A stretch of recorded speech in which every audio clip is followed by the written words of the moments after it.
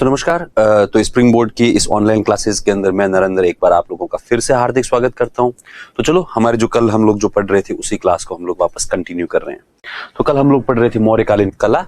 इसको दो भागों में विभाजित किया हुआ है, संरक्षित कला या राजकीय कला, पैट्रोनाइज्ड आर्ट, एंड लोक कला, फोक आर्ट, की जो एक पब्लिक की कला थी। इसको हम लोगों ने कुछ इस प्रकार से डिवाइड किया है: महल, स्तूप, स्तंभ और गुफा। महलों के बारे में हम लोगों ने पढ़ लिया है और आपको पता भी है। स्तूपों के बारे में हम लोगों ने कल पढ़ लिया था, तो और वो भी आप लोगों को पता है। स्तंभ हम लोगों ने पढ़ लिए थे, ठीक है। तो स्तंभों के अंदर थोड़ा सा टॉपिक बाकी रह गया था, उसके बारे में हम लोग इसको कंटिन्यू करते हैं। तो जब इसको कंटिन्यू करेंगे तो आप देखें कि महलों के बारे में आपको रिवीजन की आवश्यकता नहीं है। स्तूप तो बहुत साहित्य कहता है कि अशोक ने लगभग 84,000 स्तूपों का निर्माण करवाया, और उसमें से जो मेन स्तूप है वो जो सबसे पहले, इसकी सीक्वेंस थोड़ी सी उल्टी है, वो है पीपर हवा स्तूप। ये प्राचीनतम है, ओल्डेस्ट है, और यहां से भगवान बुद्ध के साक्ष्य भी मिलते हैं। यदि लास्ट क्लास के अंदर आप लोगों ने नहीं लिखा हो तो लिख देना वहां पे, जो यहां से भगवान बुद्ध के साक्ष्य भी मिलते हैं। सांची स्तूप, ठीक है, और धर्मराज का स्तूप सारनाथ, धर्मराज का स्तूप तक्षशिला। सांची स्तूप के बारे में हमने कुछ चीजें जो है कल लिख ली थी कि इसके तोरण जो है वो बहुत ज्यादा सुंदर है, और अलेक्जेंडर कनिंघम इससे बहुत ज्यादा प्यार करता था, और इसके ऊपर भगवान बुद्ध की शिक्षाएं और जीवन की घटनाओं का बहुत ही सुंदर जो है वो अंकन किया गया है। तो ये हो गया सांची स्तूप। ये सांची स्तूप का फोटो भी हमने एक क्लास के अंदर देखा था, लास्ट क्लास के अंदर देखा था। फिर हमने स्तूपों के बारे में कुछ बेसिक सी बातें पढ़ी कि स्तूप का शाब्दिक अर्थ होता है ढेर। ऋग्वेद के अंदर भी इस शब्द का उल्लेख मिलता है, और स्तूप को कैटेगराइज किया गया है। तो स्तूप जो मूल रूप से 4 प्रकार के स्तूप होते हैं। पहले होते हैं वो होते हैं रैलिक स्तूपा, जिनको हम लोग बोलते हैं शारीरिक, अर्थात भगवान बुद्ध के जहां पे शरीर के अवशेष रखे गए थे वो है शारीरिक स्तूप। वर्तमान में भी मैंने कल कहा था आपसे कि यदि कोई प्रसिद्ध बौद्ध भिक्षु की मृत्यु होती है तो उसका भी अंतिम संस्कार करने के बाद में जो है वो शारीरिक स्तूप बनाए जाते हैं। पर उनकी संख्या तो बहुत है, पर जो ओरिजिनल जो है उनकी संख्या 8+1 जो है 9 थी। दूसरे होते हैं पारिभौगिक, ठीक है। पारिभौगिक का मतलब होता है भगवान बुद्ध की चीजें, ऑब्जेक्ट्स, ठीक है, उनको रखा गया है। जैसे भगवान बुद्ध का भिक्षा पात्र, भगवान बुद्ध के चप्पल, या भगवान बुद्ध और भी कोई भी कंगा वगैरह प्रयोग करते थे, उन लोगों को उनको है ना सबको रखा गया है। थर्ड नंबर उद्देश्य का स्तूप। उद्देश्य का स्तूप मतलब ऐसे स्थान जिनका संबंध भगवान बुद्ध से रहा था, वहां पे स्तूपों के निर्माण हुए। और फोर्थ नंबर जो है वो है पूजार्थक, मतलब केवल धार्मिक भावना से। कल को है ना राजस्थान के अंदर कोई व्यक्ति बौद्ध धर्म स्वीकार करे, और बौद्ध धर्म स्वीकार करने के बाद में उसको ऐसा लगता है, हालांकि राजस्थान में अभी खूब सारे बुद्धिस्ट है, लेकिन फिर भी कोई बुद्धिस्ट है, उसको लगता है कि यार अपने यहाँ पे भी स्तूप होना चाहिए, तो वो यदि अपने घर के आसपास कहीं पर भी स्तूप का निर्माण करवाता है तो वो जो है वो पूजार्थक की कैटेगरी में आएगा। तो आस्था के फलस्वरूप या आस्था के केंद्र के रूप में विकसित किए गए स्तूप। कुछ महत्वपूर्ण स्तूप, तो पहला पीपर हवा को हमने भी जस्ट है ना डिस्कस किया ही था, ये पीपर हवा स्तूप। बरहुत, इसे दूसरा जो प्राचीनतम स्तूप माना जाता है, कंसिडर किया जाता है। धमेक, इसके बारे में हमने बात की कि ये अन्य स्तूपों से थोड़ा अलग है, बहुत ही सामान्य स्तूप है, ईंटों से इसका निर्माण हुआ है, और ये है ना वो जो बिना मेदी के या बिना है ना प्लेटफॉर्म के स्तूप है। ये धमेक स्तूप का फोटो देखा था हमने। कभी आप सारनाथ घूमने जाओ तो जरूर वहां पे घूमिएगा इसको। ये सारनाथ के अंदर ये धमेक स्तूप है। यहाँ पास में पूरा एक गार्डन है, पूरा एक कॉम्प्लेक्स है। मैं आपको बता दूं थोड़ा, कभी आप जाओगे तो आपको अनुमान रहेगा। और इसी के साथ मैं आपको ये भी बताना चाहता हूँ, मैं गया हुआ हूँ वहां पे, मेन बात ये है। तो खैर, ये यहाँ पे एक विहार है, ठीक है, मतलब है ना जो वो इसको मृग उद्यान बोलते हैं, डियर पार्क बोलते हैं। हालांकि अभी तो डियर पार्क को थोड़ा सा अलग किया गया है। तो यहाँ पे आपको खूब सारे हिरण दिख जाएंगे, हिरण के बच्चे, खूब सारा अच्छा यहाँ पे एटमॉस्फेयर है। तो भगवान बुद्ध ने अपना पहला उपदेश जो है वो यही सारनाथ में ही दिया था। यहाँ पे एक पीपल का पेड़ है, ठीक है, और इसी पेड़ के नीचे भगवान बुद्ध ने बैठकर जो है वो कौंडिन्य और उसके 4 जो साथी थे अन्य, उनको सबको जो उपदेश दिया था। तो इसलिए कहते हैं भगवान बुद्ध ने पहला उपदेश सारनाथ के मृग उद्यान या डियर पार्क के अंदर दिया था। अभी भी यहाँ पे खूब सारे हिरण हैं। अब चूंकि ये स्थान बहुत ज्यादा महत्वपूर्ण है, इसलिए यहाँ पर एक जो है वो बहुत ही प्रसिद्ध मंदिर का निर्माण हो रखा है, जो सारनाथ का बौद्ध मंदिर है। फिर इसके पास में विहार के खूब सारे अवशेष मिलते हैं, क्योंकि उस जमाने के अंदर विहार का मतलब होता है मोनेस्ट्री।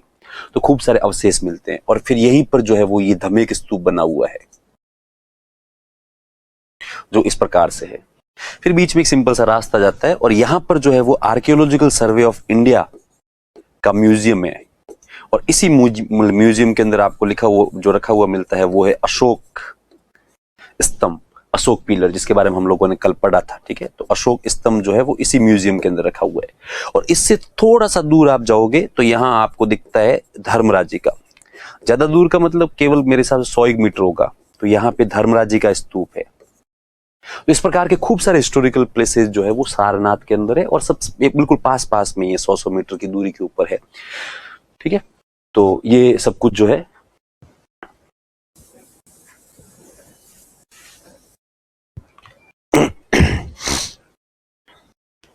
उसके बाद हमने बात की थी अमरावती स्तूप। तो इसका निर्माण एक्चुअली श्रेणी के जो प्रमुख होते थे उन्होंने करवाया था। उस जमानों के अंदर बड़े बड़े व्यापारिक संघ हुआ करते थे, और ये जो व्यापारिक संघ होते थे इस मतलब इनको है ना श्रेणियां बोलते थे। इनके बारे में पढ़ेंगे हम बाद में। तो चूंकि व्यापारियों के पास अच्छा खासा पैसा था, पैसों की कोई कमी नहीं थी उनके पास में, इसलिए उन्होंने अच्छा खासा पैसा इन्वेस्ट करके उस जमाने के अंदर जो है वो मार्बल का स्तूप तैयार करवाया था। उसका रेप्लिका हम लोग यहाँ पे देख सकते हैं। ठीक है, ये उसका रेप्लिका है। तो ओरिजिनल स्तूप ऐसा था। मुझे ऐसा लगता नहीं कि आप लोगों को इसकी रिवीजन की आवश्यकता है, वापस देख लेना। इसका जो मेन है उसको अंड बोलते हैं। ठीक है, सीढ़ियां चढ़ती है, इसके रेप्लिका में सीढ़ियां नहीं है, उनको सोपान बोलते हैं। ऊपर ये बॉक्स है, इसको हर्मिका, फिर यष्टि, और उसके ऊपर छत्र। ये ठीक है, ये जो है वो है वेदिका इसके चारों तरफ, और ये तोरण गेट है। फिर हम बात कर रहे थे स्तंभ के बारे में। स्तंभ में रिवीजन की आपको आवश्यकता नहीं है, आपको सब कुछ ही पता है। सबसे पहला जो है वो है, ठीक है, सारनाथ स्तंभ। तो सारनाथ स्तंभ के ऊपर जो 4 शेर है, जिनके जो फेसेस जो उनके चेहरे हैं वो चारों दिशाओं के अंदर है उनके चेहरे। ठीक है, और हाथी, सांड, घोड़ा और शेर इसके ऊपर मिलते हैं, और ये वर्तमान में हमारा नेशनल एम्बलम है। इसके ऊपर अशोक चक्र है जिसमें 32 तीलियां हैं, और हमारे राष्ट्रीय ध्वज के अशोक चक्र में 24 तीलियां हैं।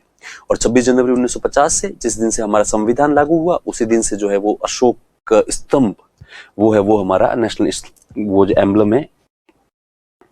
इसके अलावा कहां कहां से मिलते हैं, हालांकि ये मैप फिर ये थोड़ी फोटोज बड़ी बड़ी डाली हुई है, इसलिए सांची से मिलता है जिसके अंदर 4 शेर है। सारनाथ से मिलता है, उसके अंदर भी 4 क्या है, शेर है।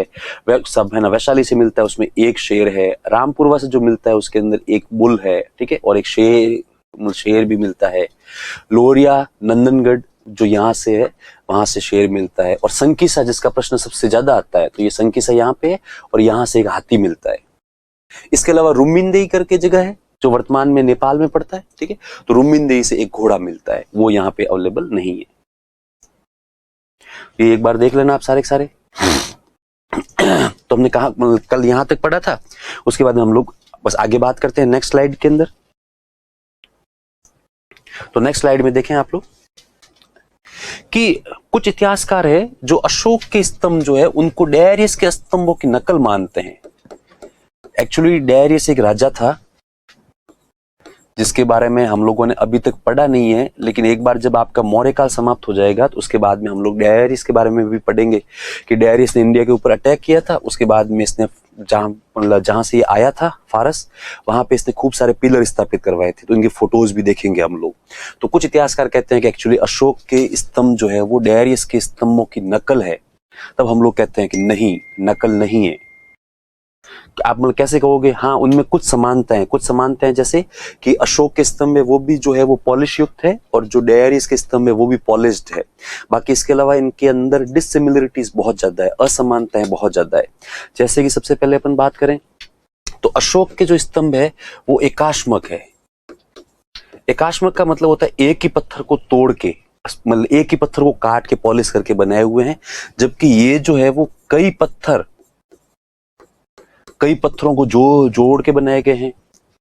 ये जो इसके स्तंभ जो है वो स्वतंत्र रूप से खड़े हैं,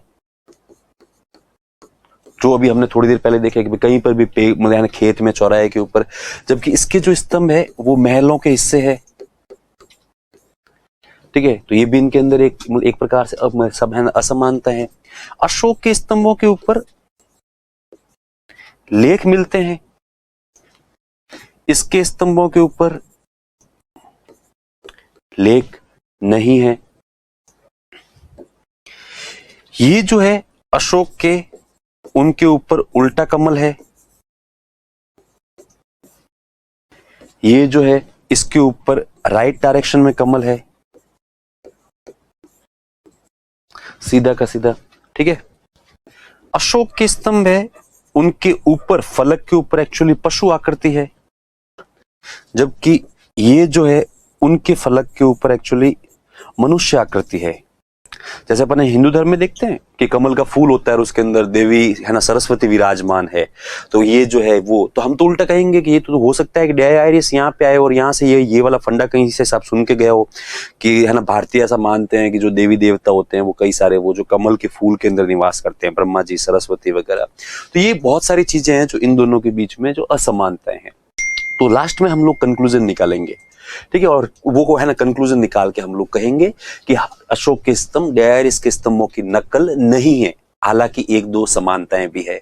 बस ये हमारा कंक्लूजन होगा, बाकी और कुछ भी नहीं है। तो एक बार आप देख लेना, अशोक के स्तंभ एक ही पत्थर के बने हुए हैं, कई पत्थरों को जोड़ के बनाए हैं, स्वतंत्र है, इंडिपेंडेंट रूप से खड़े हैं। ये जो बिल्डिंग्स होती है उनके पार्ट है, इनके ऊपर लेख मिलते हैं, इनके ऊपर लेख नहीं है, इनके ऊपर उल्टा कमल है, इसके ऊपर सीधा कमल है। ये अशोक के स्तंभों में पशु मिलते हैं, ठीक है, जबकि ये जो डायरियस के स्तंभों के ऊपर जो है वो मनुष्य आकृति मिलती है। और एक और जो बड़ा इनके बीच में जो फर्क है वो ये है कि अशोक के स्तंभ जो है वो सपाट है, फ्लैट है, ठीक है, बिल्कुल ही, जबकि ये जो है ये जिग-जैग स्टाइल में है, नालीदार है, ठीक है, जो वो पिलर है वो कैसे है, नालीदार है, घुमावदार है, ताकि उनके ऊपर लेख तो सब लिखा ही नहीं जाए। वैसे ही भाई आप लेख लिखने का प्रयास भी करो तो भी नालीदार के ऊपर आप कैसे लिखोगे, तो ये कुछ असमानताएं हैं, ठीक है। तो इसके आधार पर हमारा कंक्लूजन क्या रहेगा, एक बार मैं वापस रिपीट करता हूं कि अशोक के पिलर्स, स्तंभ डायरियस के स्तंभों की नकल नहीं है, नहीं है, नहीं है। चलो लो तो लिखना स्टार्ट करते हैं आगे, ठीक है। कुछ इतिहासकार अशोक के स्तंभों को डायरियस के स्तंभों की नकल बताते हैं। Few historians said that pillars of Ashoka are copy of Darius' pillar. कुछ इतिहासकार अशोक के स्तंभों को डायरियस के स्तंभों की नकल बताते हैं या मानते हैं। Few historians said या stated that pillars of Ashoka are copy of Darius' pillar. ठीक है, क्योंकि डायरियस की एक उपाधि देवानाम पेर्य थी, तो ये भी एक समानता थी, क्योंकि उस जमाने में बहुत सारे शासक थे जो देवानाम पेर्य की उपाधि धारण करते थे। क्योंकि डायरियस की उपाधि देवानाम पेर्य थी, एक उपाधि देवानाम पेर्य थी, because Darius had also the title of देवानाम पेर्य।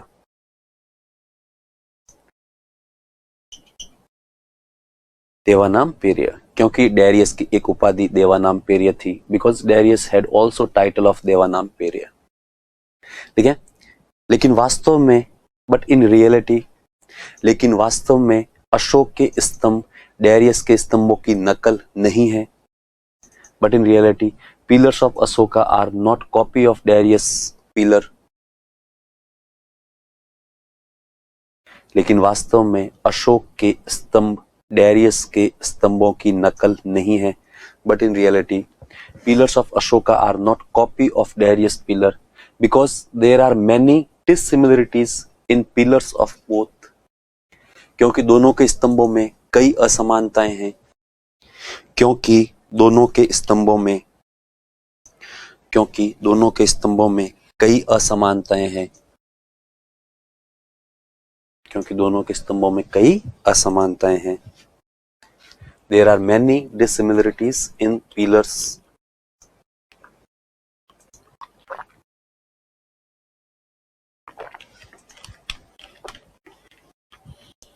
चलो लो तो आगे बढ़ते हैं।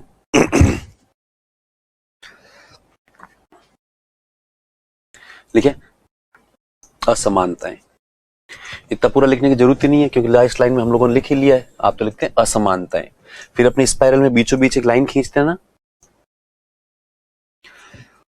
असमानताएं एक तरफ लिख लें अशोक, जैसा कि हम लोगों ने वहां पे लिखा था,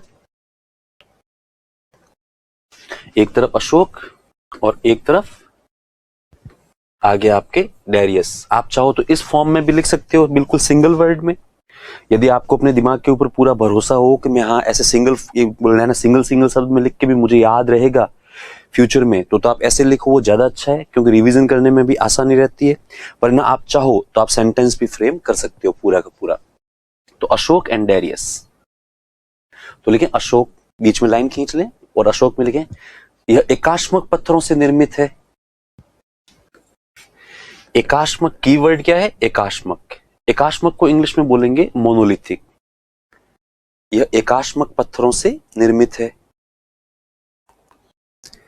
डेरियस में लिखें इनका निर्माण अलग अलग पत्थरों को जोड़कर किया गया है।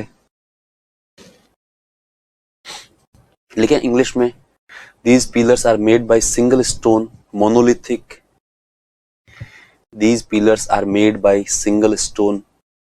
हिंदी वाले लिखें यह एकाश्मक पत्थरों से निर्मित है, या एकाश्मक पिलर है, स्तंभ है। आपका सेंटेंस क्या होता है ये मायने नहीं रखता, आपको चीज कितनी याद रही है वो ज्यादा मायने रखती है। या तो आप पूरा सेंटेंस लिखो यह एकाश्मक पत्थर से निर्मित है, या फिर यह एकाश्मक स्तंभ है। ठीक है, इंग्लिश में लिखें these pillars are made by single stone monolithic. Monolithic pillars are made by assembling many stones. बहुत सारे पत्थर जो है उनको असेंबल किया गया है एक दूसरे के ऊपर, जैसे वर्तमान में हम लोग मकान बनाते हैं वो। Pillars are made by assembling many stones. फिर लिखें सेकंड नंबर अशोक में प्लेस्ड इंडिपेंडेंटली स्लैश इंडिविजुअली। इधर लिखें they are part of buildings. They are part of buildings. Hindi में लिखें अशोक के अंदर स्वतंत्र स्थापित किए गए हैं, और इधर इंग्लिश ये डेरियस में यह भवनों के हिस्से हैं। अशोक में स्वतंत्र रूप से स्थापित किए गए हैं।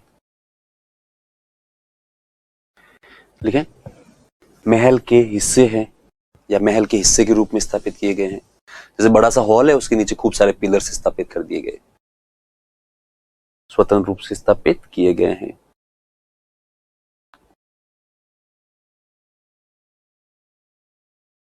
फिर लिखें इसमें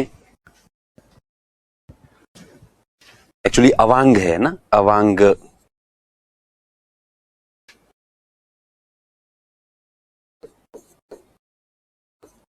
अवांग मुखी कमल अर्थात उल्टा कमल। आपको वैसे याद नहीं रहे तो आप साफ साफ लिख लेना उल्टा कमल, और इसमें लिखें सीधा कमल। अवांग मुखी कमल इंग्लिश में लिखें इन्वर्टेड लोटस। Inverted lotus. और इस तरफ लिखें डेरियस में अपराइट या प्रॉपर स्ट्रेट लोटस। जैसा सीधा एक कमल होता है वो इसकी विशेषता है डेरियस की, अपराइट स्ट्रेट लोटस। ठीक है, तो हिंदी में अशोक के अंदर लिखें अवांग मुखी कमल स्लैश उल्टा कमल, और इधर लिखें सीधा कमल जो राइट डायरेक्शन में जा रहा है।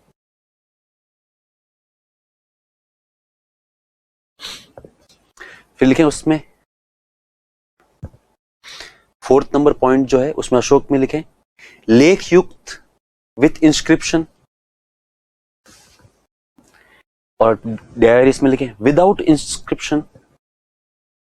लेख विहीन हिंदी में लिखें लेख विहीन। लेख युक्त अशोक में, स्लाइड चेंज कर दी है मैंने एक बार हिंदी में, लेख युक्त, और डेरियस में लिखें लेख विहीन। डेरियस में क्या लिखेंगे? लेख विहीन।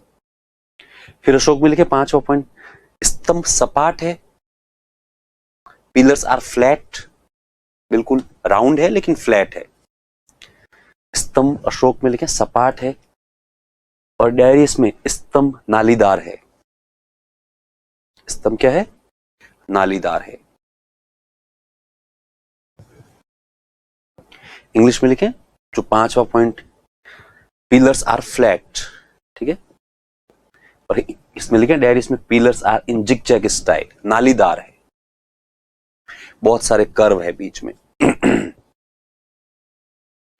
फिर उसमें अशोक में लिखे जो सबसे लास्ट छठा पॉइंट है वो हिंदी में, इन पर पशु आकृतियां मिलती है, animals figures found on it, animal figure found on it, human figures found on it. डायरियस में तो हिंदी में लिखे अशोक के ऊपर, ठीक है, इन पर पशु आकृतियां मिलती है, और यहां डायरियस में लिखे मानव आकृतियां मिलती है, मानव आकृतियां मिलती है। ठीक है, चलो इसी के साथ जो पिलर्स आपके क्या होते हैं समाप्त हो जाते हैं। और चाहो तो यहाँ पे आप है ना पिलर्स बना भी देना, ज्यादा अच्छा रहेगा एग्जाम के अंदर विशेष करके, क्योंकि हिस्ट्री के अंदर आपको ये जो कलाकारी करने का मौका बहुत कम जगह पे मिलता है, केवल आर्ट एंड कल्चर में मिलता है। तो आर्ट एंड कल्चर के अंदर आप ये छोटा मोटा ये है ना डिफरेंस बता देते हो ना, तो वो कॉपी चेक करने वाला बंदा इतना राजी हो जाता है आपसे, उसको लगता है हाँ इस बंदे ने केवल रट्टा मार के नहीं आया है, इसको सब कुछ ही पता है। तो आप वहां पे कॉपी में भी स्पेस मिलता ही है, तो वहां पे आप यूं है ना सीधा सा बना भी सकते हो, ताकि उसको यूं वो थोड़ा इंप्रेस हो जाता है कि साहब ये आपने एक पिलर बना दिया। मैंने आपको कल ही कहा था लास्ट क्लास के अंदर कि मैं इसमें जो ये पेंटिंग ड्राइंग के अंदर बहुत ज्यादा कमजोर हूं, लेकिन फिर भी ये फ्लैट है। यहाँ पे आप कुछ भी इस प्रकार से लिख लो ताकि उसको यूं लग जाए कि भाई हाँ ये लेख है, ये क्या है लेख है। और चूंकि सपाट लिखने की जरूरत ही नहीं है, आप भी क्या ना सपाट इसके ऊपर ही लिखोगे, फिर इसके ऊपर ये एक फलक होता है। हालांकि ये 2D है, ठीक है, जबकि 3D होता तो पता लगता है कि ये पूरा राउंड है, लेकिन 2D में ऐसे ही दिखेगा आपको। तो ये इसके ऊपर एक फलक है, और इस फलक के ऊपर एक पशु आकृति, यहां पर अपन लिख सकते हैं कि साहब पशु आकृति है ये जो है वो है फलक, ये जो है ये है यष्टि, और ये जो है उसके ऊपर लिख लो आप लेख, और ये इसके जो है वो इन्वर्टेड लोटस है, उल्टा लोटस है। ठीक है, तो उसके ऊपर अपन लिख सकते हैं उल्टा कमल। तो आपने बस ऐसे करके ये जो पूरे 5-6 जो है ना मेन वो आपने सारे इसके अंदर बता दिए, ताकि वो बंदा, मैंने आपको जैसे एक क्लास में अपने बात हुई थी कि आजकल जो कॉपी स्कैन होती है, स्कैन होने के बाद में उस कॉपी को जो है वो लैपटॉप पे या फिर जो भी पीसी है उसके अंदर चेक करते हैं। तो उसके अंदर कॉपी चेक करने वालों को यदि आपने इतना बना दिया ना, तो वो कॉपी देखते ही आपका पेज सामने आते ही वो सीधा देखेगा लेख यष्टि फलक पशु आकृति उल्टा कमल, और इसकी उल्टी वाली सारी असमानता आपने इधर पिलर पे दिखा दी, तो वो बंदा हो सकता है कि पूरा पढ़े ही नहीं आपकी रामायण।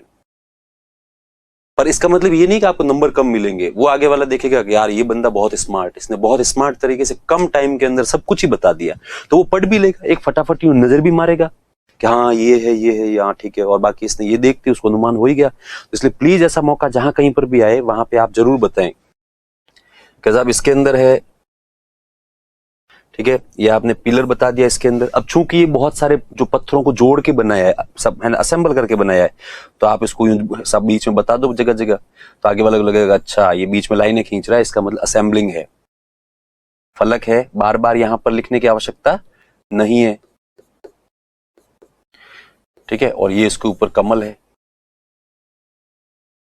तो लो साहब आपने इसके ऊपर सीधा कमल भी बना दिया, और सीधे कमल के अंदर एक आदमी भी बिठा दिया, और आपकी कलाकारी अच्छी है, आंखें वांखें नाक कान सब कुछ ही बना देना स्माइली फेस के साथ में, ठीक है। लेग इसके ऊपर है नहीं, अब ये सीधा कमल है, अब मेन आप क्या क्या दिखा सकते हो भाई, इंसान है, सीधा कमल है, फलक है, और बहुत सारे पत्थरों को जोड़ के बनाया है, प्लस जिग जैग स्टाइल में है, तो आप इसको चाहो तो जिग जैग थोड़ा कर सकते हो वापस, पूरा पूरा नालीदार है बस, तो ये ऐसी कलाकारी वहां पे भी कर देना। चलो तो आगे बढ़ते हैं।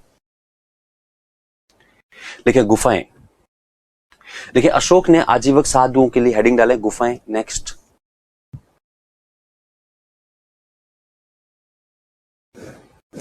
लिखें गुफाएं, केव्स, केव्स के अंदर लिखें अशोक ने आजीवक साधुओं के लिए कुछ गुफाओं का निर्माण करवाया। Ashoka got constructed caves for Ajivika ascetics. Ashoka ने आजीवक साधुओं के लिए गुफाओं का निर्माण करवाया, गुफाओं का निर्माण करवाया। लिखे कर्ण चौपड़, सुदामा गुफा और विश्व झोंपड़ी।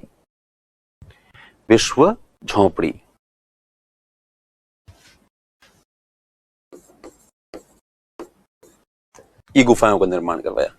फिर लिखे नेक्स्ट लाइन के अंदर, दशरथ ने आजीवक साधुओं के लिए लोमहर्ष ऋषि गुफा का निर्माण करवाया।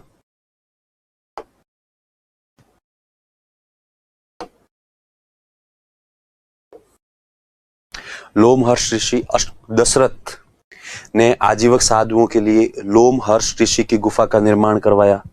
लोमहर्ष ऋषि की गुफा का निर्माण करवाया। दशरथ कंस्ट्रक्टेड या Dasharatha build cave of Lomas ऋषि,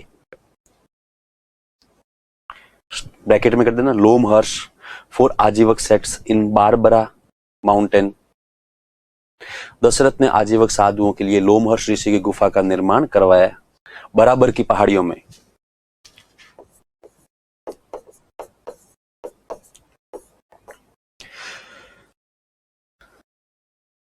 इन बराबर माउंटेन। फिर लिखे एक लाइन में, दशरथ ने नागार्जुन पहाड़ी पर गोपिका गुफा का निर्माण करवाया। दशरथ कंस्ट्रक्टेड गोपिका केव इन नागार्जुन माउंटेन।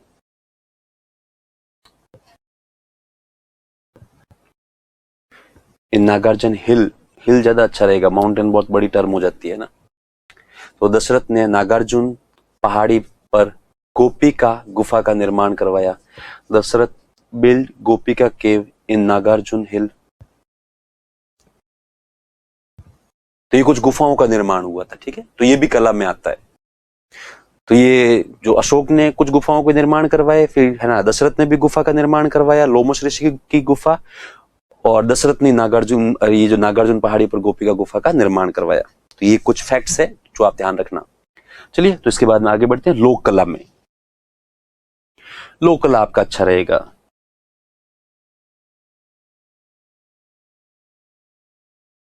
तो लिखें लोक कला। लोक कला के अंदर लिखें फोक आर्ट। फोक आर्ट में लिखें, मौर्यकालीन समय में यक्ष व यक्षिणियों की मूर्तियां बनना आरंभ हो गई थी। Ideal of Yaksha and Yakshini, ideal of Yaksha and Yakshinis construction started in Mauryan era. In Mauryan era, Maurya काल में यक्ष व यक्षिणियों की मूर्तियां बनना आरंभ हो गई थी। यक्ष व यक्षिणियों की मूर्तियां बनना आरंभ हो गई थी। एक्चुअली क्या है कि देखो, इसमें एक बार आप समझ लो पहले कि सबसे पहला प्रश्न तो यही आता है कि यक्ष और यक्षिणी होते क्या है।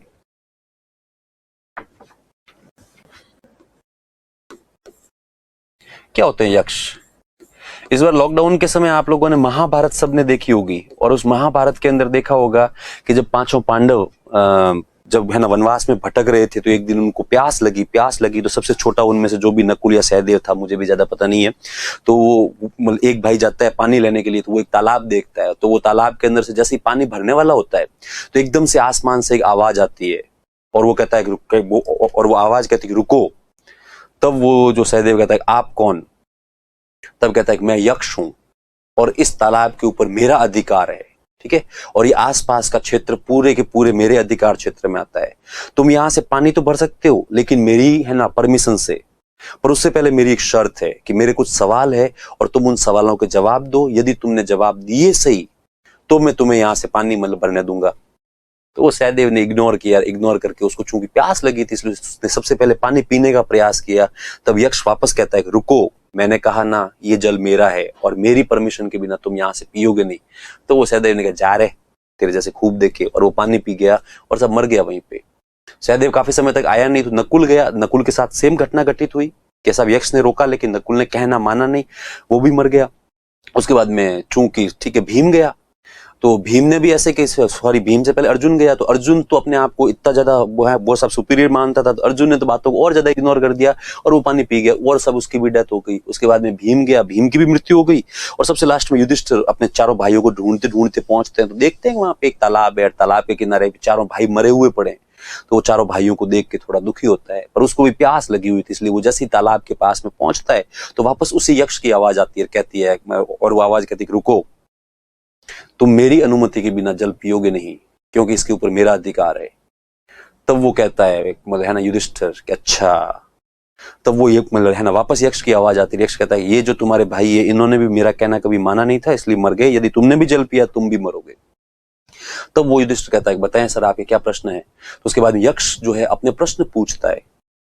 तो उसके प्रश्न बहुत ज्यादा वैसे थे, बहुत ही सब है ना जटिल प्रश्न थे, पर युधिष्ठिर ने उन सभी प्रश्नों के जवाब दिए। इसलिए कहते हैं ना आज की तारीख में भी कोई ऐसा सवाल जिसका किसी के पास जवाब नहीं होता है या फिर जवाब होता है तो भी सेटिस्फैक्टरी नहीं है, उसके लिए लोग कहते हैं यक्ष, ये तो है ना ये अपने आप में एक यक्ष प्रश्न है कि साहब इसका जवाब क्या होना चाहिए आदर्श। तो ये यक्ष प्रश्न वाला आपने कहीं न कहीं सुना होगा। तो यक्ष एक्चुअली हमारे और देवताओं के बीच की एक कंडीशन मानी गई है कि एक सुपर मतलब एक जो है ना हमसे भी सुपीरियर होते हैं उनको एक्चुअली यक्ष बोलते हैं। ठीक है, तो वो यक्ष और यक्षिणी जो है इनको मानते थे। तो वो तो आपने सुना ही होगा, वो वाली घटना पूरी बता ही देता हूँ। तो उसके बाद में यक्ष जो है वो सारे प्रश्न पूछता है, तो युधिष्ठिर सारे मतलब ना सवालों के अच्छे अच्छे जवाब देता है। तो वो यक्ष लास्ट में खुश हो जाता है। यक्ष कहता है कि तू यार बहुत इंटेलिजेंट है, तूने सारे जवाब दिए वो बहुत ज्यादा अच्छे हैं, मैं तुझसे बहुत ज्यादा खुश हूँ, बहुत ज्यादा प्रसन्न हूँ।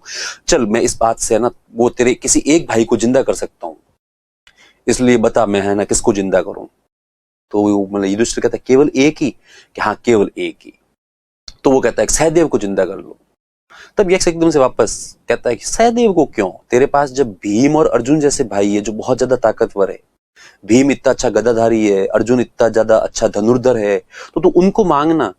तब वो युधिष्ठिर कहता है कि नहीं, मैं भीम और अर्जुन हम तीनों तो कुंती के पुत्र है, और जबकि ये जो नकुल और सहदेव, हालांकि हम जो है हम जो पांचों भाई आपस में किसी प्रकार का भेदभाव नहीं करते, लेकिन फिर भी ये जो दोनों है ये ना ये जो माता माद्री के पुत्र है, यदि आज मैंने आपसे जो भीम या अर्जुन को मांग लिया तो कल को यूं है ना मतलब पूरा का पूरा संसार मुझे कहेगा कि माता माद्री के पुत्रों को तो सब इग्नोर किया, अवॉइड किया, अपने सगे भाई को माना, जबकि ये भी मेरे सगे ही है।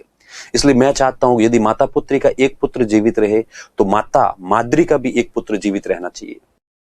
तो वो यक्ष कहता है मैं इस बात से बहुत ज्यादा प्रसन्न हूं कि तू इतना अच्छा सोचता है और तेरी सोच इतनी ज्यादा अच्छी है।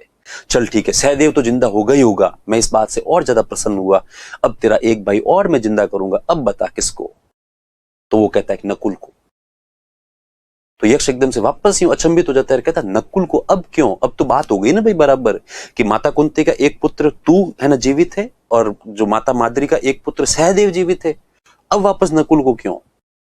तो फिर वो वापस युधिष्ठिर कहता है कि चलो यहां तक तो समानता हो गई, दोनों माताओं के एक पुत्र समान है, लेकिन अब जब मेरे पास में ऑप्शन है कि मेरा एक भाई और जीवित हो सकता है, तो अब मैं यदि मेरे सगे भाइयों को अर्थात माता कुंती के पुत्रों को जीवित करूंगा तो कल को संसार वापस हंसेगा और कहा एक मतलब कहेगा कि लोग कहीं न कहीं स्वार्थ तो वापस आ ही गया, इसलिए मैं चाहता हूं नकुल जिंदा हो। तो इस बात से यक्ष बहुत ज्यादा प्रसन्न होता है, कहता है चल तू भी अजीब आदमी है पगला, तेरे बारे में क्या बताएं, तू मतलब तूने दिल जीत लिया, चल ठीक है पांचों के पास खड़े हो जाओ, पानी पियो और भगो यहाँ से, है ना वापस आना मत कभी।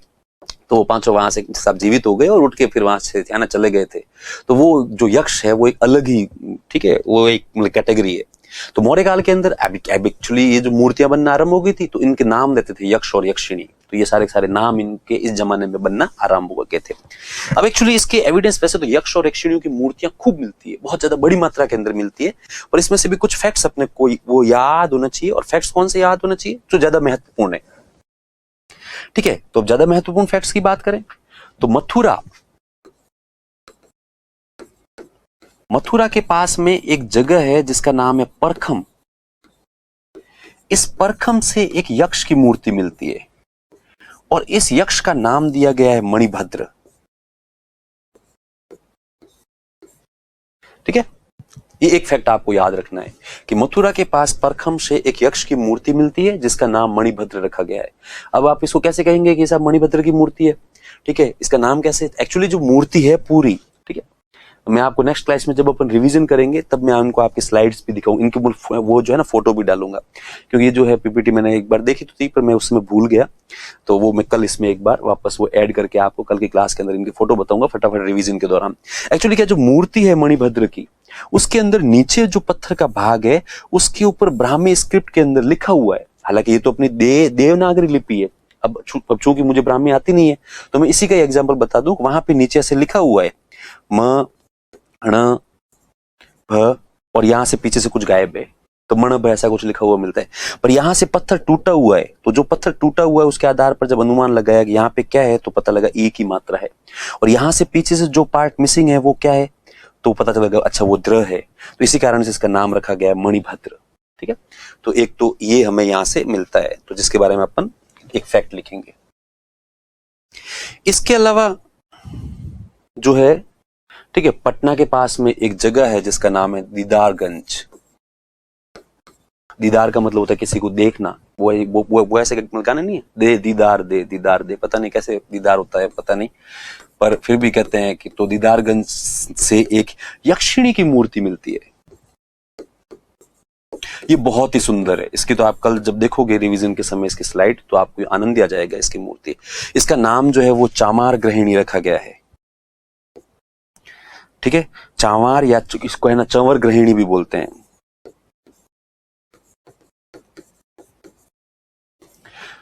चंवर, ठीक है। एक्चुअली आप लोगों ने कभी देखा होगा मंदिरों के अंदर वगैरह जो भी मतलब पूजा वगैरह जब होती है, तब वो जो भगवान की मूर्ति होती है उसके आसपास में कभी कभार लोग जो है वो एक चंवर हिलाते हैं, मतलब हवा डालने के लिए। या फिर कुछ लोग जब दूल्हे बनते हैं तो उनके आसपास भी एक आदमी वैसे ये छोटा मोटा पंखी नुमा एक होती है, वो ऐसे पूरा हिलाती रहती है। तो एक्चुअली एक महिला की मूर्ति है, यक्षिणी की मूर्ति है, तो इसके अंदर वो उसके एक हाथ के अंदर चंवर ली हुई है, चामार ली हुई, इसलिए इसका नाम रखा गया चामार ग्रहिणी। बहुत ही अच्छी है। इस मूर्ति के आधार पर हम लोग कंक्लूजन निकालते हैं कि मौर्य काल के अंदर लोगों का पहनावा कैसा था, लोगों की हेयर स्टाइल कैसी थी, लोग वो सब किस किस प्रकार के गहने पहनते थे, और लोगों की हाइट, बॉडी हेल्थ वगैरह भी क्या क्या होती थी, तो वो सब इसके आधार पे पता लगता है। तो ये भी बहुत ज्यादा अच्छी है मूर्ति। तो ये कुछ चीजें अपने को मिलती है। ठीक है। इसके अलावा एक कोई जगह है, ठीक है, धौली करके, तो वहां पे एक पूरे पत्थर को काट के हाथी बनाया गया है। और इसके अलावा बुलंदी बाग से एक जो पहिया है उसके भी एविडेंस मिलते हैं। तो इनको सबको जो है वो फोक आर्ट की कैटेगरी में रखते हैं। तो लिखें लोक कला। तो मौर्यकालीन या मौर्य काल में यक्ष व यक्षिणियों की मूर्तियां बनना आरंभ हो गई थी। ठीक है, ideal of Yaksha and Yakshini construction started या बिगन इन मौर्यन पीरियड। फिर लिखें Yaksha ideal found from Parkham near Mathura which is called as Manibhadra. Mathura के पास परखम से एक यक्ष की मूर्ति मिलती है जिसे मणिभद्र कहा जाता है। मथुरा के पास परखम से एक यक्ष की मूर्ति मिलती है जिसे मणिभद्र कहा जाता है।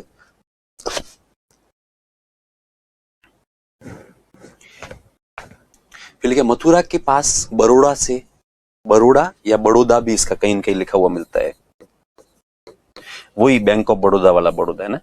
मथुरा के पास बड़ौदा से या बड़ौदा से एक यक्ष की मूर्ति मिलती है, ये भी काफी अच्छी है, हालांकि इसका कोई नाम नहीं दिया गया है। An ideal of Yaksha found from Baroda near Mathura, near Mathura.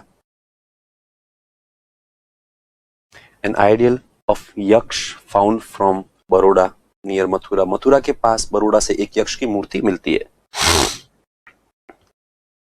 फिर लिखे नेक्स्ट पटना के पास दीदारगंज से, पटना के पास दीदारगंज से एक यक्षिणी की मूर्ति मिलती है, एक यक्षिणी की मूर्ति मिलती है जिसे चामार ग्रहिणी स्लैश चंवर ग्रहिणी कहा जाता है।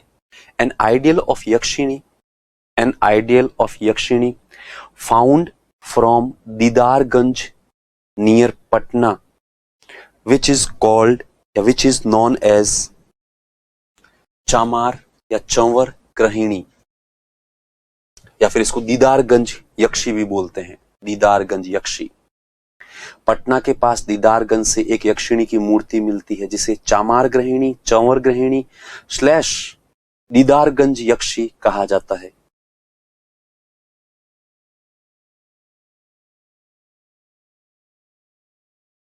दीदारगंज यक्षी कहा जाता है।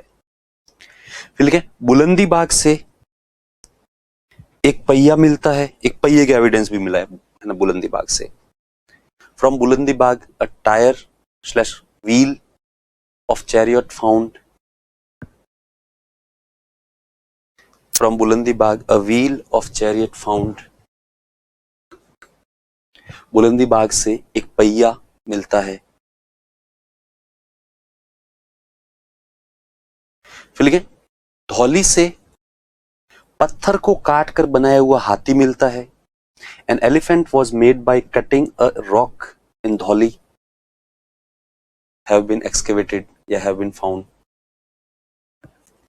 An elephant made by cutting a rock in Dholi.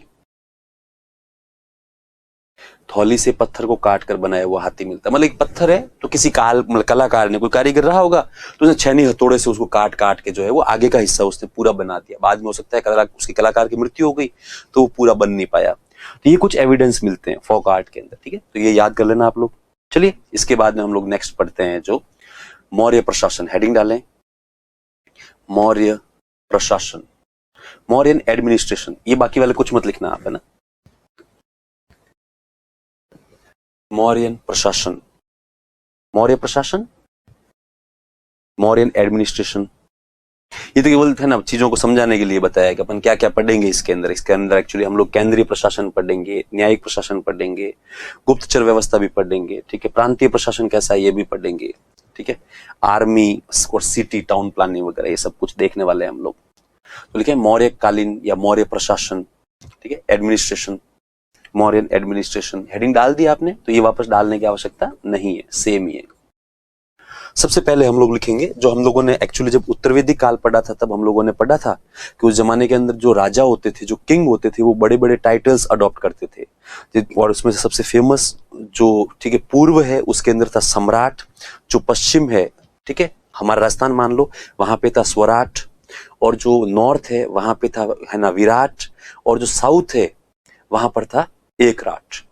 अब उसमें से जो सबसे जो है ना प्रसिद्ध किंग कहाँ के हुए, तो वो हुए साहब, है ना, ये जो पटना के, मगध के। इसलिए अब जो राजा है उसके लिए सबसे प्रॉपर वर्ड जो था वो था सम्राट। वो क्या था? सम्राट। तो मौर्य काल के अंदर सबसे पहले हम लोग देखते हैं सम्राट के बारे में।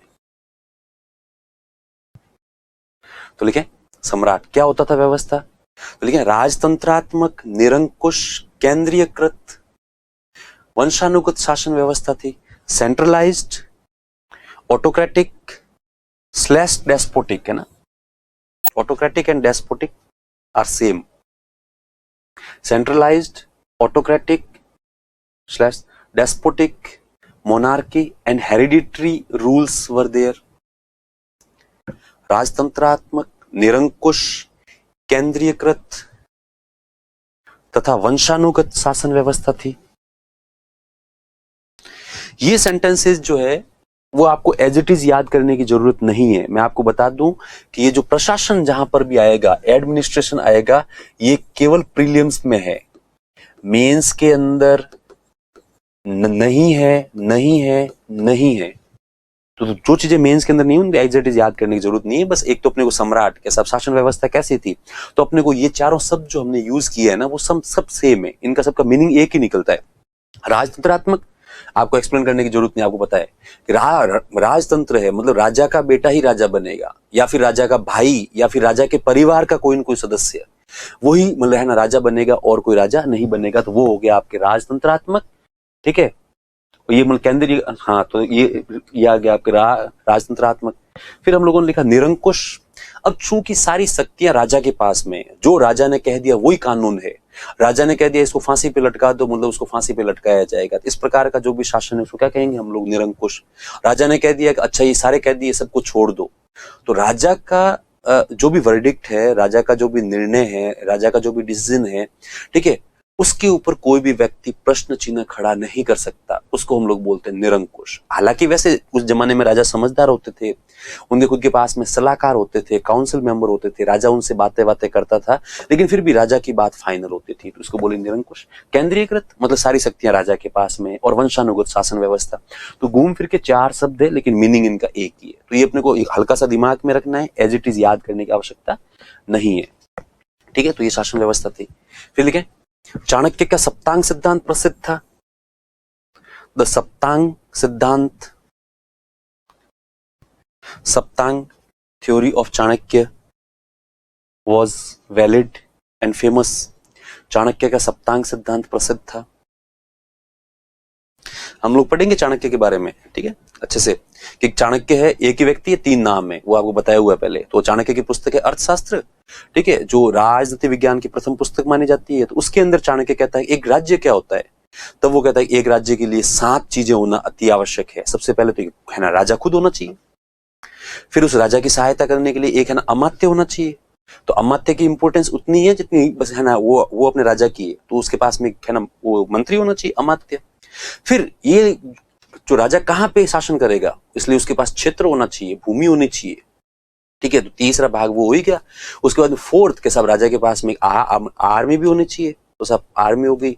फिर ये लोग कहाँ पे रहेंगे, तो उनके पास में किला भी होना चाहिए, तो सब दुर्ग। ठीक है, और फिर छठे नंबर पर ये जो दुर्ग बनाने के लिए और आर्मी को सैलरी देने के लिए उनके पास में पैसा भी होना चाहिए, तो धन जो है वो कोष है छठा। और फिर कि भी 6 तो ये हो गए, पर राजा के पास में एक ऐसा कैसा मित्र होना चाहिए जिसके पास में भी सारी सारी चीजें अवेलेबल हो, तो वो हो गया मित्र। तो ये 7 अंग है, तो लिख लें। चाणक्य के सप्तांग सिद्धांत प्रसिद्ध था, तो लिखें ना सबसे पहले किंग, फिर लिखें राज्य या क्षेत्र, king land slash territory. Third number लिखे अमात्य, अमात्य का मतलब होता है मिनिस्टर, मंत्री, अमात्य मंत्री। फिर जो चौथा नंबर है किला, दुर्ग, फोर्ट।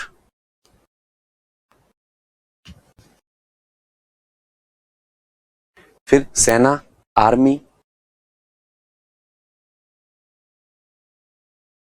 सेना आर्मी। ठीक है, और नेक्स्ट है कोष, फंड। कोष क्या है, फंड। और सातवां जो है वो है मित्र, फ्रेंड। कि भाई दो ऐसे, यहां पर एक है ए, इस ए के पास ये सारी चीजें अवेलेबल है। इस ए के अंदर एक राजा भी है, क्षेत्र भी है, अमात्य भी है, सेना भी है, दुर्ग भी है, कोष है। लेकिन फिर कहेंगे क्या ये एक राज्य है, तब हम कहेंगे नहीं। यदि इकलौता ही है पूरे ब्रह्मांड के अंदर तो इसको राज्य कैसे कहेंगे। इससे तुलना करने वाला और भी होना चाहिए बी, उसके पास में भी ये सारी चीजें अवेलेबल हो, तब अपन कहेंगे हाँ अब ये राज्य है। दोनों एक चीजें, जैसे हाइपोथेटिकल सिचुएशन के अंदर हम लोग कहते हैं कि ये एक लाइन है और आपसे पूछा जाए बताओ ये लाइन लंबी एक छोटी है, तो इसका वास्तव में कोई आपके पास कोई इसका जवाब नहीं है कि ये लंबी एक छोटी है। कैसे कहेंगे, क्यों, क्योंकि ये है ना, ये है ना निरपेक्ष है। इसकी जब कोई भी पैरेलल इसकी चीज होगी, कोई भी सापेक्ष होगी, तब हम कहेंगे कि भाई ये छोटी है या बड़ी है, वरना इसको देख के अपन कुछ नहीं कहेंगे। वो तो इसके सापेक्ष एक और लाइन बना दी जाए फिर कहेंगे अच्छा क्या था प्रश्न आपका, तब व्यक्ति कहेगा प्रश्न ये था कि ये वाली लाइन लंबी है छोटी है, तब हम कहेंगे ये वाली लाइन लंबी है। हाँ क्यों, क्योंकि हमने इससे तुलना करके कहा कि ये लंबी है। यदि बनाने वाले ने इस लाइन को ऐसा कहा, मतलब ऐसे बना दिया होता, तब हमने कहा अच्छा आपका प्रश्न था कि ये लाइन लंबी है छोटी है, तब हम कहेंगे ये लाइन छोटी है। तो मित्र। फिर लिखे शासक राजत्व के देवीय सिद्धांत में विश्वास करते थे। They believed in divine principle of kingship theory. They believed in divine principle of kingship theory. वह राजत्व के देवीय सिद्धांत में विश्वास करते थे, इसलिए शासकों ने देवा नाम प्रिय उपाधि धारण की थी। They believed in divine principle of kingship theory. That's why they adopted title of देवानामपेर्य। राजत्व के देवीय सिद्धांत में विश्वास करते थे। राजत्व का देवीय सिद्धांत, ठीक है, किंगशिप थ्योरी, इसका मतलब यह है कि divine principle of kingship theory, इसका मतलब यह है कि राजा वही व्यक्ति बनता है, सम्राट वही व्यक्ति बनता है जो है ना अपने आप में विशेष होता है और वो देवताओं का प्रिय होता है। तो कोई भी व्यक्ति सम्राट बन रहा है, इसका मतलब उसके पीछे देवताओं का हाथ है। ठीक है, इसी कारण से जो ये शासक थे वो देवानाम प्रिय की उपाधि धारण करते थे कि देवताओं का प्रिय हूं, देवताओं का मैं क्या हूं, प्रिय हूं, तो देवानाम प्रिय की उपाधि धारण करते थे। इससे ये सिद्ध होता है, इससे ये क्या होता है, सिद्ध होता है। लिखें राजा की सहायता हेतु 18 मंत्री होते थे जिन्हें तीर्थ कहा जाता था। To help king there were 18 ministers which are या विच वर कॉल्ड तीर्थ। राजा की सहायता हेतु 18 मंत्री होते थे। राजा की सहायता हेतु 18 मंत्री होते थे जिन्हें तीर्थ कहा जाता था, जिन्हें तीर्थ कहा जाता था।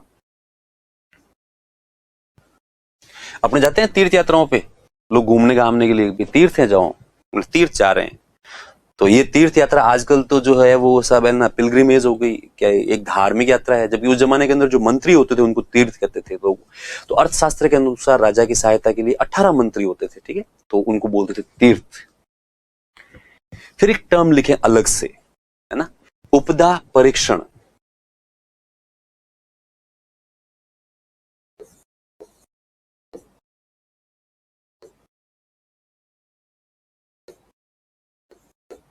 उपदा परीक्षण,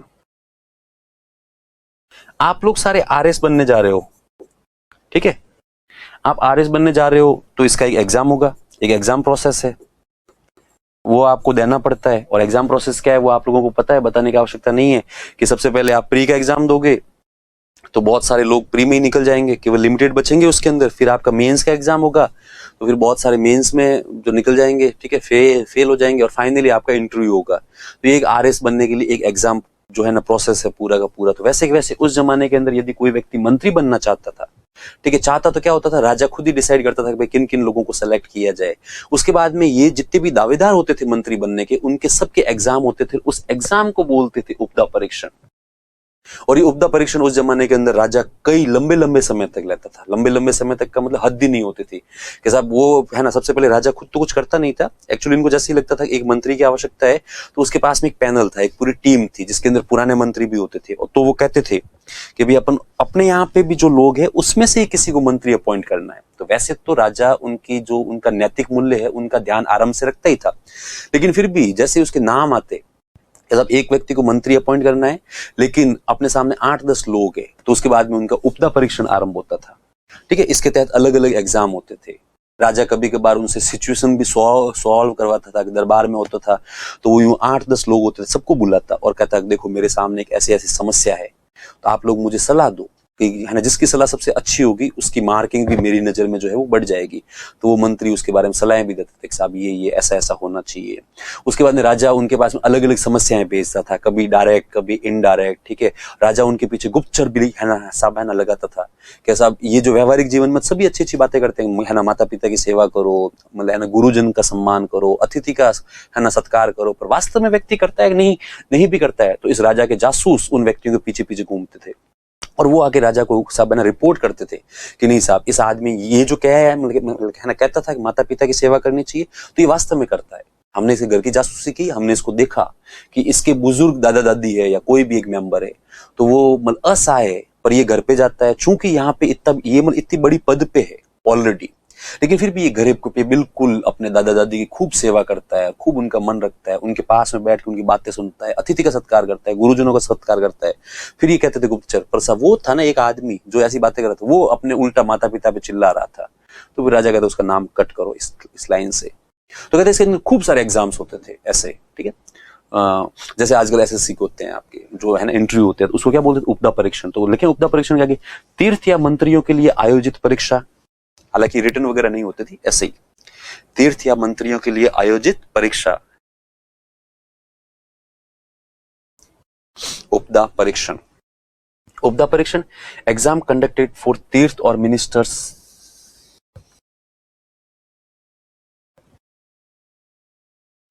ठीक है, ये लिख दिया उपदा परीक्षण। उपदा परीक्षण के बाद में एक और नीचे टर्म लिखे अलग से, मंत्रिण,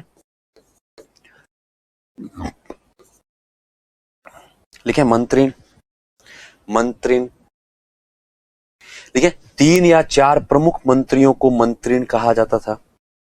3 or 4 main ministers were called mantrin. 3 या 4 प्रमुख मंत्रियों को मंत्रिण कहा जाता था। 3 or 4 main ministers were called mantrin, को मंत्रिण कहा जाता था। तो एक्चुअली मंत्री तो 18 होते थे, लेकिन राजा को जैसे कोई भी एक साहब, राजा के पास कोई भी खबर पहुंची कि साहब ऐसी ऐसी कोई घटना घटित हो गई, हम लोगों को अभी कभी कुछ न कुछ जो है वो इंस्टेंट कुछ न कुछ डिसीजन लेना है, तो वो राजा हाथा हाथ कहता है जाओ मंत्रिण को बुला के लेके आओ। मतलब खास लोग, आप लोग तो आजकल इतनी सारी मूवीज देखते हो, आप उसके अंदर हिस्टोरिकल ड्रामा वगैरह भी देखते हो, तो आप लोगों को पता है कि वैसे तो कोर्ट के अंदर खूब सारे जो होते थे ऑफिसर्स होते थे, लेकिन राजा को जैसे कुछ यूं है ना सलाह लेनी है तो उसके विशेष कोई 4, 5, 6 ही होते थे, ठीक है। तो उनको ये काउंसिल मेंबर बोलते थे, भाई ये जो है वो काउंसलिंग करेंगे। तो उस जमाने में इन 18 में से भी समय समय पर कभी 3 को, कभी 4 को, कभी 5 को जो अपॉइंट करते थे और उनको कहते थे मंत्रीण। ठीक है, तो वो सब रहना राजा इनसे ही लेता था सलाह। तो अभी मंत्रीण कौन होता था? सबसे मेन तो होता था पुरोहित। पुरोहित का मतलब आप उस जमाने का प्रधानमंत्री मान लो, प्लस धार्मिक मामलों में भी ये पूरा एक्सपर्ट होता था। युवराज अर्थात उत्तराधिकारी, नेक्स्ट सक्सेसर जो है वो, और सेनानी सेनापति, क्योंकि ये सारे इंपोर्टेंट थे। तो लेकिन सम्राट अक्सर मंत्रीण से सलाह लिया करता था। King used to take advice from them, या मंत्रीण, सम्राट अक्सर मंत्रीण से सलाह लिया करता था। सम्राट अक्सर मंत्रीण से सलाह लिया करता था। King used to take advice या मोर एडवाइस फ्रॉम मंत्रीण। कौन होते थे मंत्रीण? ABCD करके लिख लें। पुरोहित, युवराज एंड सेनानी। पुरोहित, युवराज, पुरोहित, युवराज और सेनानी। तो ये मेन है, पुरोहित, युवराज एंड सेनानी। पुरोहित, युवराज, सेनानी, हेड ऑफ आर्मी। तो 3 तो ये, कभी कभार इसमें संख्या बढ़ती भी थी। कोई ऐसा होता था जो इस पद पर तो नहीं होता था, लेकिन वैसे सम्राट का यूं खास होता था, सम्राट को उसके ऊपर भरोसा होता था कि यह आदमी आके सही सलाह देगा। तो लिखे मुख्य तीर्थ। मुख्य तीर्थ नई हेडिंग क्या डालेंगे अपन? ये जो मंत्रीण समाप्त हो गए, उसके बाद में हम लोगों ने लिखा मुख्य तीर्थ। अब मुख्य तीर्थ कौन कौन से होते थे ये पढ़ेंगे हम लोग जो नेक्स्ट क्लास के अंदर। आज के लिए, अभी के लिए इतना बहुत है। धन्यवाद एंड थैंक यू आप लोगों के इतने पैशन के लिए।